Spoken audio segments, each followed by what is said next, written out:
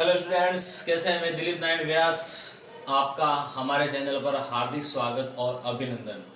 Last video में हमने कक्षा 12 ज्योग्राफी सब्जेक्ट के कुछ महत्वपूर्ण प्रश्न किए थे। उसी कड़ी को आगे देखते आज अन्य महत्वपूर्ण प्रश्न करते हैं, क्योंकि एग्जाम बहुत ही जल्द होने वाले हैं। कुछ ही दिन शेष बचे, हमारे पास समय कम है, इसलिए हम जल्दी जल्दी महत्वपूर्ण प्रश्न करते हैं। तो आइए चलते हैं, मैं आपको ले चलता हूँ महत्वपूर्ण प्रश्नों की तरफ। व्हाइट बोर्ड की व्हाइट स्क्रीन पर कुछ महत्वपूर्ण प्रश्न लिखे हुए हैं। देखिए आप, पहला प्रश्न क्या दिखाई दे रहा है आपको? पहला प्रश्न है, आयु संरचना किसे कहते हैं? बताइए। तो स्टूडेंट, आयु संरचना का मतलब ये होता है किसी भी देश की जनसंख्या को मुख्य रूप से 3 भागों में बांटा जाता है। ये जो 3 भाग है इसी को आयु संरचना कहते हैं। किसी भी देश की जनसंख्या को मुख्य रूप से 3 भागों में बांटा जाता है, ये 3 वर्गों में बांटा जाता है। और 3 वर्ग कौन से हैं? 0 से लेकर 14 वर्ष तक, 14 से लेकर के 64 वर्ष तक और 64 वर्ष से अधिक। ये 3 आयु वर्ग में किसी भी देश की जनसंख्या को बांटा जाता है। इसी आयु वर्ग को जनसंख्या संरचना कहते हैं। पुनः आपको एक बार और समझा देता हूं, किसी देश की जनसंख्या को मुख्य रूप से 3 आयु वर्ग में बांटा जाता है। इसी आयु वर्ग को जनसंख्या संरचना कहते हैं, पॉपुलेशन स्ट्रक्चर कहते हैं। अब मैं आपको ये बताता हूं, इसको समझते। 0 से लेकर 14 वर्ष तक के बच्चों को 0 से 14 वर्ष तक स्ट्रक्चर, और 64 वर्ष के जो 64 वर्ष से अधिक के जो आयु एज फैक्टर है, इसे आश्रित जनसंख्या कहते हैं। क्योंकि 14 वर्ष तक का बच्चा पूरी तरह से अपने माता पिता पर निर्भर रहता है, और 0 से लेकर 14 वर्ष तक के जो बच्चे हैं वो अपने माता पिता पर, पेरेंट्स पर निर्भर रहते हैं। और 64 वर्ष से अधिक के आयु वर्ग के जो लोग हैं वो अपने बच्चों पर निर्भर रहते हैं। तो ये कार्यशील जनसंख्या नहीं होती, ये आश्रित जनसंख्या कहलाती है। 14 से लेकर 64 वर्ष तक का आयु वर्ग है, इसे कहते हैं कार्यशील जनसंख्या। आगे बात समझ में? तो आपने पहला क्वेश्चन अभी देखा, आयु संरचना किसे कहते हैं। अब दूसरा प्रश्न करते हैं, आश्रित जनसंख्या किसे कहते हैं? कि किसी भी जनसंख्या का वह वर्ग जो पूरी तरह से कार्यशील जनसंख्या पर निर्भर रहता है उसे आश्रित जनसंख्या कहते हैं।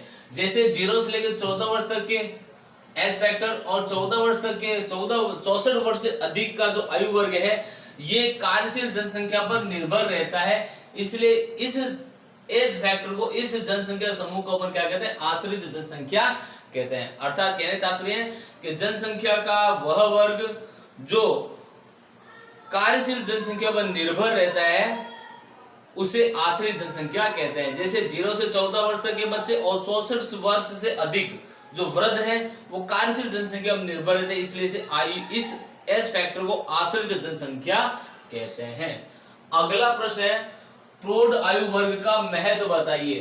प्रौढ़ आयु वर्ग का महत्व 14 से लेकर 64 वर्ष तक के जो 14 से लेकर 64 वर्ष तक एज फैक्टर है, उसमें आपको एक चीज और क्लैरिफाइड कर देता हूं। 14 से लेकर के लगभग 34 वर्ष तक का जो आयु वर्ग है वो तो है वयस्क। कौन सा है? वयस्क वर्ग। और 34 से लेकर के लगभग 63 वर्ष, कहीं 62 वर्ष मिलता है, ये कहलाता है प्रौढ़ वर्ग। तो प्रौढ़ आयु वर्ग का महत्व बताइए। प्रौढ़ आयु वर्ग देश के आर्थिक विकास में पूरी तरह से अपना सहयोग देते हैं, और ये आर्थिक विकास में और जनसंख्या वृद्धि में और देश के विकास में इनका पूरा योगदान होता है। ये प्रौढ़ वर्ग का महत्व है। अगला प्रश्न है चौथा, लगभग इससे मिलता जुलता है, कार्यशील जनसंख्या किसे कहते हैं? कार्यशील जनसंख्या वह कहलाती है जो जनसंख्या वृद्धि प्रजनन दर को बढ़ाते हैं, जनसंख्या वृद्धि को, प्रजनन दर को बढ़ाते हैं, देश के आर्थिक विकास में अपना सहयोग देते हैं, वो कार्यशील जनसंख्या कहलाती है। कार्यशील जनसंख्या उसे भी कहते हैं जो अपने आश्रित जनसंख्या का भी पालन पोषण करता है, वो कार्यशील जनसंख्या कहलाती है। अगला प्रश्न है, 5वां प्रश्न, व्हाइट बोर्ड पर देखिए किसे क्या लिखा हुआ प्रश्न, प्रतिकूल लिंगानुपात किसे कहते हैं। इससे पहले की वीडियो मैंने आपको लिंगानुपात बताया था। लिंगानुपात किसे कहते हैं कि 1000 पुरुषों पर महिलाओं की कुल संख्या लिंगानुपात कहलाती है। 1000 पुरुषों पर महिलाओं की कुल संख्या लिंगानुपात कहलाती है। अब प्रश्न ये है, प्रतिकूल लिंगानुपात किसे कहते हैं? किसी भी स्थान विशेष में, किसी भी क्षेत्र विशेष में जब महिलाओं की संख्या वहां के पुरुषों की तुलना में कम होती है, इसे प्रतिकूल लिंगानुपात कहते हैं। पुनः सुन लें आप, किसी भी क्षेत्र विशेष में या किसी भी स्थान विशेष में जब वहां की महिलाओं की संख्या वहां के पुरुषों की संख्या से कम होती है, इसे प्रतिकूल लिंगानुपात कहते हैं। अब अगले प्रश्न की तरफ चलते हैं, यूरोप महाद्वीप में पुरुषों की संख्या अधिक क्यों है? ये प्रश्न कई बार आता भी है, पूछा हुआ भी है कि यूरोप महाद्वीप में अन्य महाद्वीप की तुलना में पुरुषों की संख्या क्या है, ज्यादा कम है, और अन्य महाद्वीपों में महिलाओं की संख्या कम है। इसका कारण क्या है? इसका सबसे बड़ा कारण पुस्तकों में तो नहीं बताया, मैं आपको बता दूं, इसका सबसे बड़ा कारण है फर्स्ट वर्ल्ड वॉर और सेकेंड वर्ल्ड वॉर। प्रथम महायुद्ध और द्वितीय महायुद्ध में जो कि यूरोप में लड़ा गया था, इन दोनों महायुद्धों में पुरुषों की जनसंख्या को भारी क्षति पहुंची थी, पहला कारण। और दूसरा कारण यह है कि यूरोप महाद्वीप में जन्म दर और मृत्यु दर दोनों नियंत्रित हैं। तीसरा कारण, वहां पर पुरुषों में और महिलाओं में किसी प्रकार से मतभेद नहीं है, महिलाओं को भी समान रूप से अवसर प्रदान किए जाते हैं। ये कारण है कि यूरोप महाद्वीप में पुरुषों की संख्या कम है।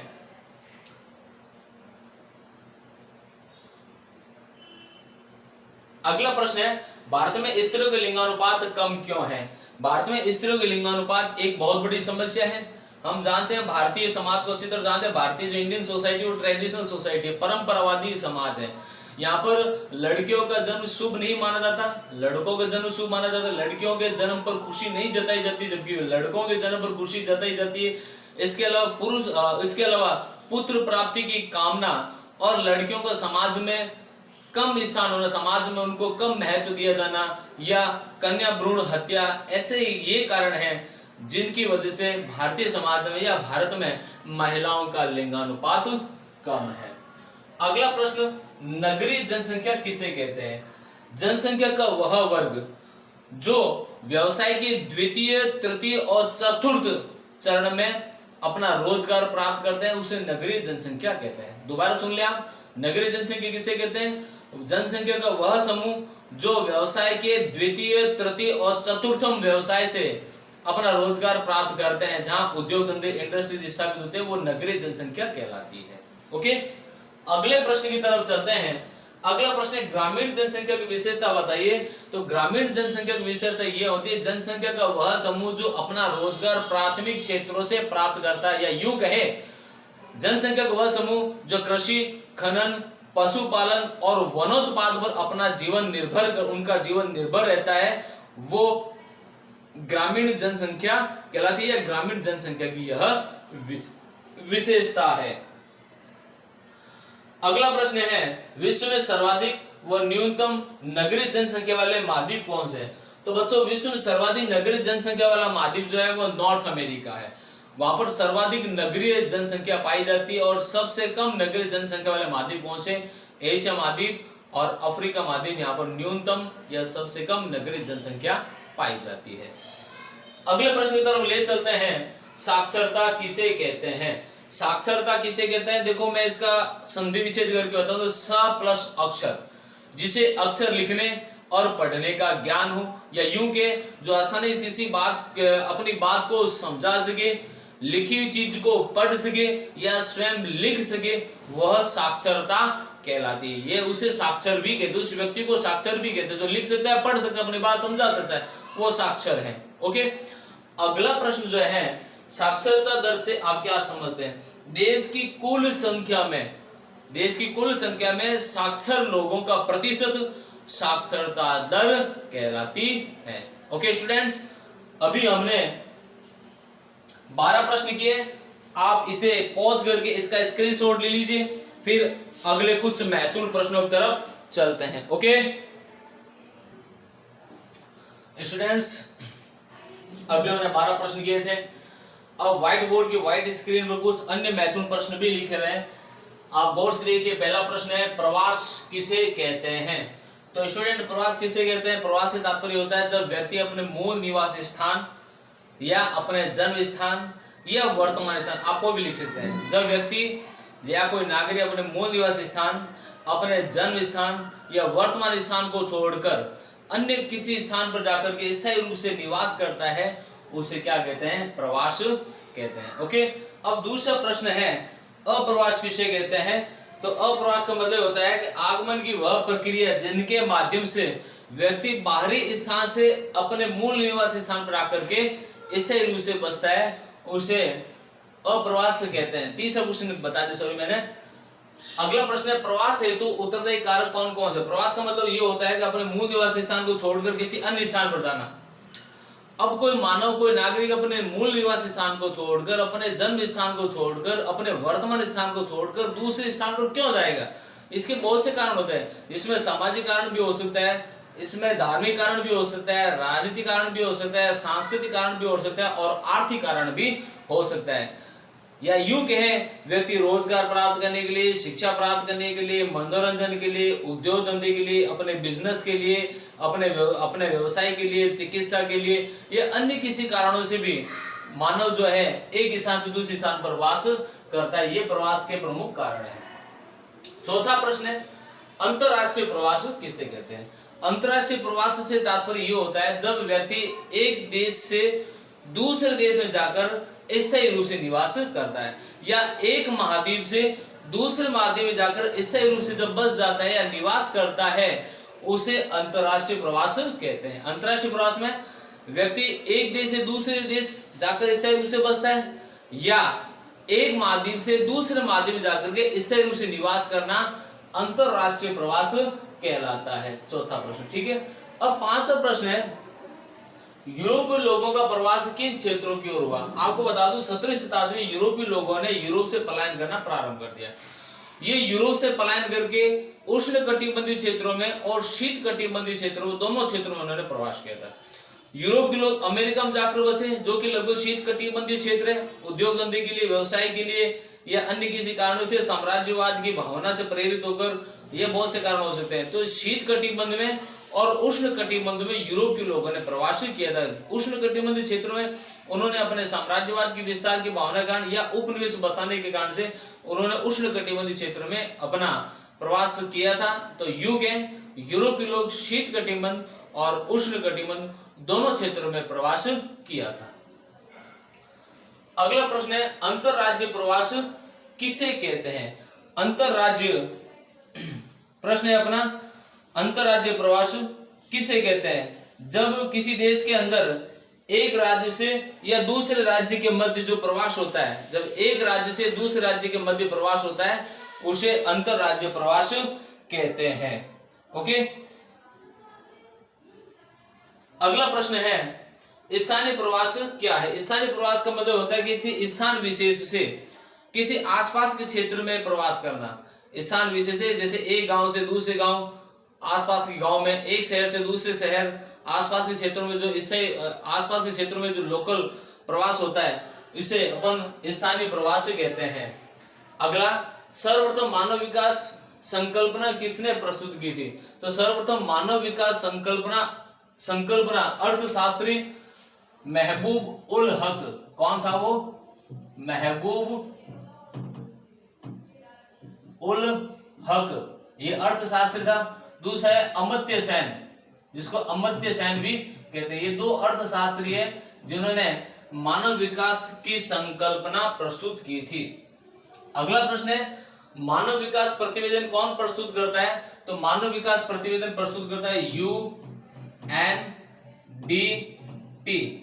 यूएनडीपी। ये मानव विकास संकल्पना प्रस्तुत करता है। यू का मतलब United, N for nation, D for development, P for programme, मतलब संयुक्त राष्ट्र विकास कार्यक्रम। यूएनडीपी संयुक्त राष्ट्र विकास कार्यक्रम, ये मानव विकास प्रतिवेदन प्रस्तुत करता है। 10वां प्रश्न है, इंपॉर्टेंट क्वेश्चन है, कई बार ऐसे प्रश्न पूछते हैं कि नाम दे देते हैं, फुल नेम बताइए आप। तो 10वां प्रश्न है, यूएनडीपी व एचडीआई का पूरा नाम बताइए। यूएनडीपी जैसे कि आप बता चुका हूं, U for United, N for nation, D for development, P for programme, मतलब संयुक्त राष्ट्र विकास कार्यक्रम। अगला है HDI, H for human develop, D for development, I for index, human development index मतलब मानव विकास सूचकांक। ह्यूमन डेवलपमेंट इंडेक्स मतलब मानव विकास सूचकांक, ये पूरा नाम है। 11 और 12 प्रश्न दोनों मोस्ट है। कई बार ऐसे प्रश्न आता है कि उच्च मानव विकास सूचकांक वाले देशों नाम बताइए। उच्च मानव विकास सूचकांक से तात्पर्य होता है कि वे राष्ट्र जो अपने नागरिकों को मूलभूत सुविधाएं उपलब्ध करवाते हैं, चाहे उनकी शिक्षा है, चिकित्सा है, सड़क है, परिवहन है, रोजगार के साधन है, आवासीय सुविधाएं है, जलवायु है, अच्छी जलवायु है। तो ये जो मूलभूत सुविधाएं जो राष्ट्र अपने नागरिकों को प्रदान करते हैं, या वहां के नागरिक अपने देश के प्रशासन से, देश की सरकार से ज्यादातर खुश है, वो राष्ट्र कौन से हैं? उन्हें उन उच्च मानव सूचकांक वाले देश कहते हैं। जैसे Norway, Australia, America, Netherland, Germany, Sweden, Japan. Japan या यूं के तो एशिया जो देश है, एशिया के लगभग जो देश है, सॉरी यूरोप के जो लगभग देश है, यूरोप के और अमेरिका कॉन्टिनेंट के जो देश है वो लगभग उच्च मानव विकास सूचकांक वाले देश हैं। अगला प्रश्न की तरफ लिए चलते हैं आपको। अगला प्रश्न, न्यूनतम मानव विकास सूचकांक वाले देश कौन कौन से? न्यूनतम मानव विकास सूचकांक में लगभग अफ्रीका कॉन्टिनेंट्स के देशों का नाम आता है। अफ्रीका महाद्वीप के जो देश हैं लगभग न्यूनतम मानव विकास सूचकांक वाले देश हैं, या उसके पश्चात एशिया कॉन्टिनेंट्स के देशों का नाम आता है। यहाँ पर भी मानव विकास सूचकांक अफ्रीका से तो बेटर है, लेकिन फिर भी ज्यादा अच्छे नहीं माने जाते। तो निम्नतम या न्यूनतम मानव विकास सूचकांक वाले जो देश है वो अफ्रीका कॉन्टिनेंट्स में और एशिया महाद्वीप में। तो सबसे कम या यूं कहें न्यूनतम मानव विकास सूचकांक वाले देश कौन से हैं? तो व्हाइट बोर्ड पर देखिए नीचे कांगो, चाड, म्यांमार, रवांडा, सूडान, ये न्यूनतम मानव विकास सूचकांक वाले देश हैं।